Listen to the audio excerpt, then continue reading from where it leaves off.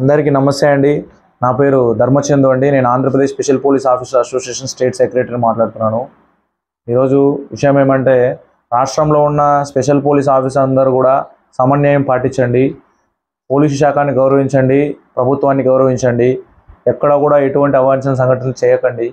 ఎందుకనగా కొత్తగా ఏర్పడిన ప్రభుత్వము నారా చంద్రబాబు నాయుడు గారు కావచ్చు, హోమ్ మినిస్టర్ అనిత గారు కావచ్చు, మనకు హామీ ఇచ్చారు, మనకు న్యాయం చేస్తారని హామీ ఇచ్చారు. సో అందరూ దీనిని దృష్టిలో పెట్టుకొని రాష్ట్రంలో ఉన్న స్పెషల్ పోలీసులు అందరూ కూడా, స్పెషల్ పోలీస్ ఆఫీసర్స్ అందరూ కూడా సమన్వయంగా ఉండండి. ప్రభుత్వానికి కూడా నా విన్నపం ఏమనగా, గత ప్రభుత్వంలో మా స్పెషల్ పోలీస్ ఆఫీసర్లకి చాలా అన్యాయం జరిగింది.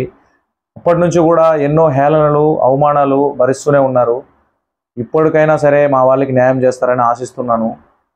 నారా చంద్రబాబు నాయుడు గారు కావచ్చు, హోమ్ మినిస్టర్ అనిత గారు కావచ్చు, నా విన్నపం ఏమనగా, కొత్తగా ఏర్పాటు చేసిన యాంటీ నార్కోటిక్ టాస్క్ ఫోర్స్లో మా స్పెషల్ పోలీస్ ఆఫీసర్లని విలీనం చేసుకుంటూ అవకాశం ఇస్తారని, మా వాళ్ళకి స్పెషల్ పోలీస్ ఆఫీసర్కి అవకాశం ఇస్తారని ఆశిస్తున్నాను.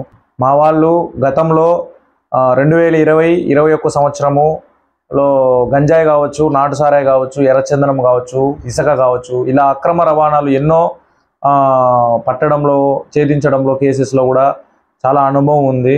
సో దయచేసి ప్రభుత్వాన్ని విన్నవించడం ఏమంటే, మా వాళ్ళకి యాంటీ నార్కోటిక్ టాస్క్ ఫోర్స్లో అవకాశం కల్పిస్తారని సవినీయంగా కోరుకుంటున్నాను.